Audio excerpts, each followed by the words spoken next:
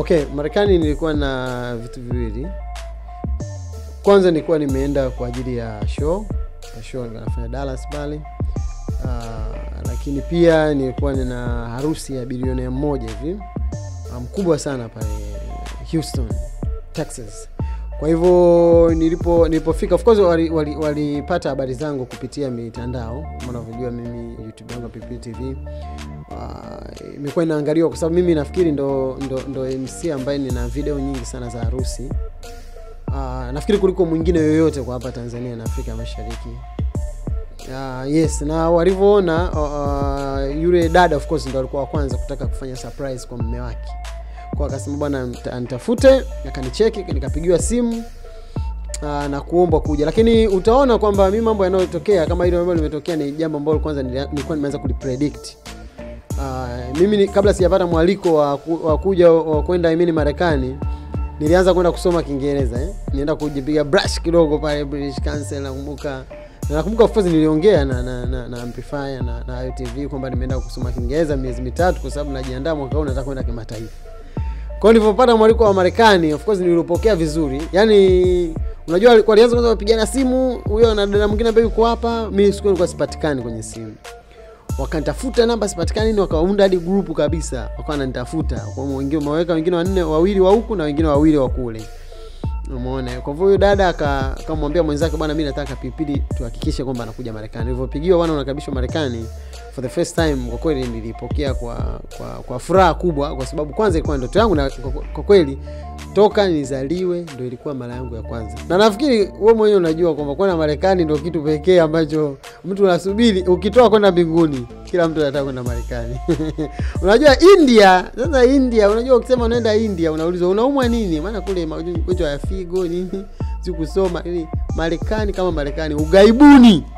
Unaelewa? Kwa hivyo of course my first time nikafanya ile sherehe ilikuwa ni kubwa sana, ilihudhuriwa na watu wengi sana.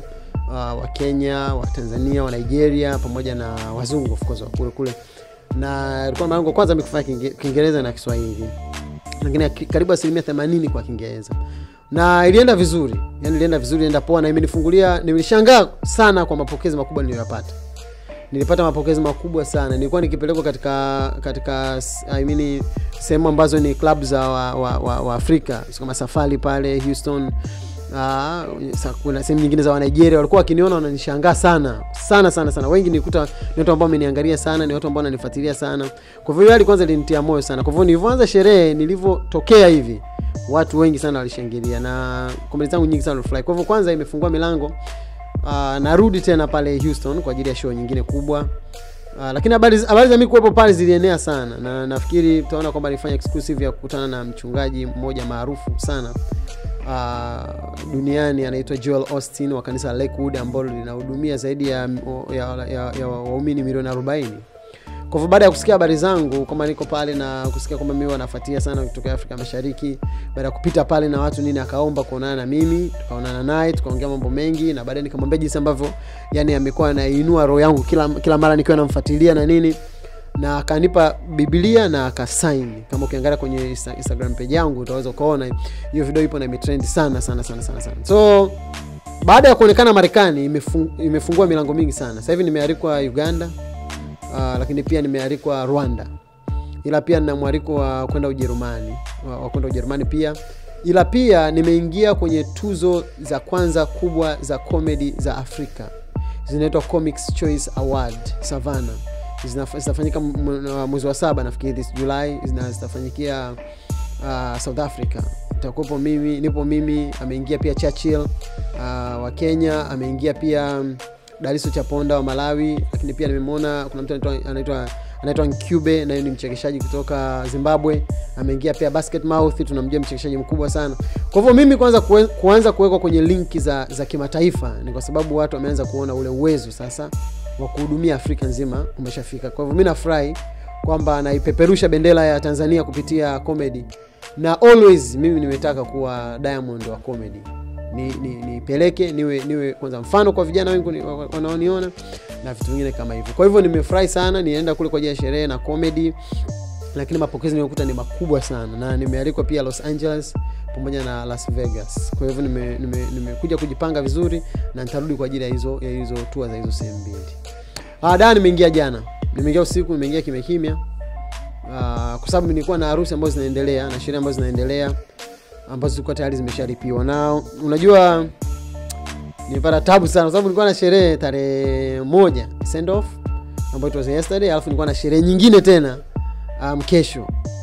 Alafu nilipokuwa kule sasa nilipofanya vizuri sana ile sherehe ya ile tarehe 28, nilipigiwa simu na tajiri mwingine ambaye ni bilionea mwingine wa Washington DC. Akana nitaka kwa ajili ya birthday ya mtoto wake tu itafanyika tarehe 3. Na akasema ananipa milioni 10.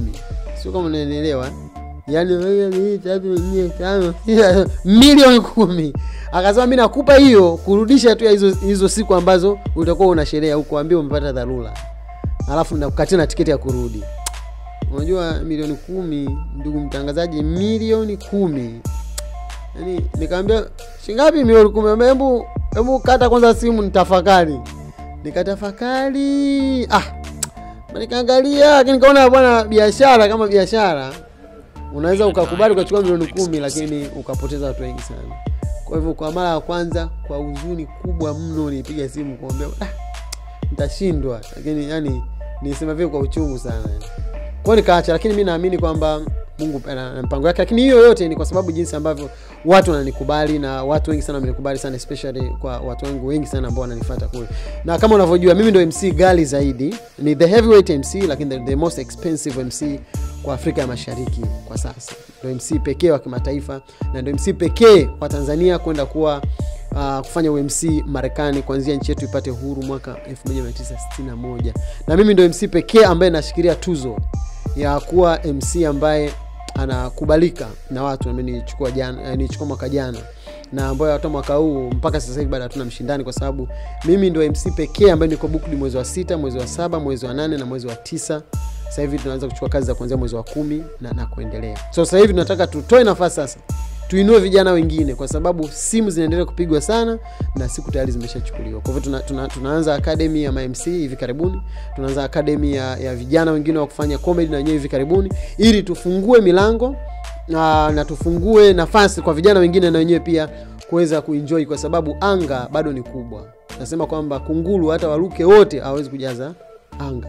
Kunguru atapata nafasi ya kuruka, njiwa na wenyewe anapata nafasi ya kuruka, na vipepeo alikadhalika. Kwa hivyo mimi naamini I can be the best, but I also believe kwamba naweza nikanyanyua wengine na wenyewe pia wakawa the best.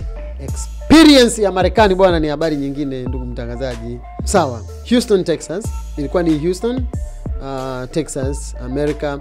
Na kwa Marekani nimechaji kwa dola. Na nafikiri kama uliangalia, mimi kwa mara ya kwanza nilipewa hela nyingi sana kwa mara ya kwanza, paka niliona kama neva zangu za fahamu kama zimeyumba hivi. Mimi sinaga ile hali ya kuhesabu hela lakini niliona 100 nyingi sana. Nafikiri kama unaona kwenye video nilihesabu zile kadhaa. Zile nilikuwa nimeshika kama sio 10-15. Zile nilikuwa nachezea kwa sababu niliogopa kutoa na zile zingine, lakini nataka kusema kwamba hela imetoka kubwa, na of course siwezi kutaja figure, lakini hela imetoka kubwa. Imetoa hela nzuri kwa kweli. Ni mtu ambaye anaingiza hela nyingi, ni mtu ambaye ana biashara zake kubwa, na ni watu ambao unajua kule tofauti na sisi, ni watu ambao akifurahi. Unajua ni kwa nini ametoa hela nyingi pia? Ametoa hela nyingi kwa sababu yeye billionaire. Let me tell you story why niendaje. Billionaire alikuwa amepanga harusi na nini, kwa kuna siku yake harusi na nini. Sasa akiwa amekaa hivi anaangalia YouTube, ghafla akaanza kuniangalia mimi. Alipokuwa ananiangalia mimi akamuita mke wake. Umeona? Alipomuita mke wake alipokuja hapa anaitwa Margaret. Yule Margaret alipokuja akaangalia, akamwambia bwana, I love this guy. Yani I wish this guy aje kwenye harusi yangu, kwa sababu namwangalia kila siku. Nilikuwa ofisini, nilikuwa kwenye shughuli zangu, nilikuwa kwenye mikutano, nilikuwa kwenye washa nini, nakaa namwangalia huyu dogo wa Tanzania. Yani ni mkali. Yule dada, yule Margaret akamwambia, huyo yuko busy sana. Unajua ndio MC namba 1 Tanzania, sio rahisi kumpata. Kwa hivyo wewe achana naye. Umeone? Kwa jamaa akasema, hatuwezekani. Anambia iwezekane kabisa. Yule jamaa akaachana na mimi. Huyu dada ndo akanipigia simu sasa.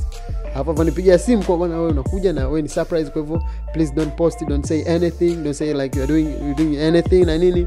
Kwa hivyo mimi hadi naingia Houston, mimi unajua nilipofika nilienda New York, nikakaa New York siku kadhaa, nikatoka nikaenda New Jersey, Philadelphia, nikakaa siku kadhaa, nikatoka nikaenda Washington DC, nikakaa siku kadhaa afu nikaenda Houston. Kwa hivyo Houston pale nilikuwa natembea baadhi ya sehemu, kuna sehemu ambazo nilikuwa siendi, ambazo zilikuwa zinaweza zikafanya nikakutana na yule jamaa. Kwa nika baadhi ya sehemu naenda, sehemu nyingine siendi, paka siku ya harusi jamaa akiwa bwana na bi harusi wanashuka. Jamaa akaanza kusema hii sauti inaoita watu mbona kama inakuja haiji hivi. Lakini alivyojitokeza hivi na kuniona mimi, yani it was like man. Unajua wenyewe kule, unajua waliokaa kule wanahisia kabisa, like mume hatari kulia kabisa. It is serious, yani anataka kulia kabisa. Unajua huku mtu hawezi kulia mpaka akumbuke wazazi waliomtoka duniani na nini. Yes. Na kiasi ambacho ulipwa tangu sija kulipo. Kwanza sija kulipo kwa dola toka nianze shughuli zangu. Kwa hivyo that was my first time when I be paying in dollars, na imefungua milango of course. Kwa najua katika shughuli zangu nyingine zote zinazokuja na I'll be paid kwa namna hiyo, especially kwa hizo za nje ya nchi. Na Watanzania wengi kule walitoka kifua mbele. Unajua Wakenya wengi ndio wamekuwa wanaenda kule sana, especially wa comedy. Tunaona Eric Omondi anaenda mara kwa mara, lakini hamna mtu wa kutoa experience, kutaja labda Mbagala katikati ya comedy zake, unaelewa, kutaja Magufuli katikati ya comedy zake.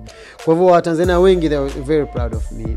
Ile ni hela nyingi sana ambayo mimi nimeipata katika maisha yangu, sio tu kwenye nani, lakini toka nianze kufanya kazi ni hela nyingi sana ambayo nimeipata. Kazi yangu ni kukuhabarisha. Jiunge na ripota wako Millard Ayo na upate habari zote. Install app ya Millard Ayo inayopatikana kwenye Android na iOS kwa jina hilo la Millard Ayo. Utapata notification kila mpya inapoingia, kuanzia za mastaa, siasa, michezo na mengine ya dunia.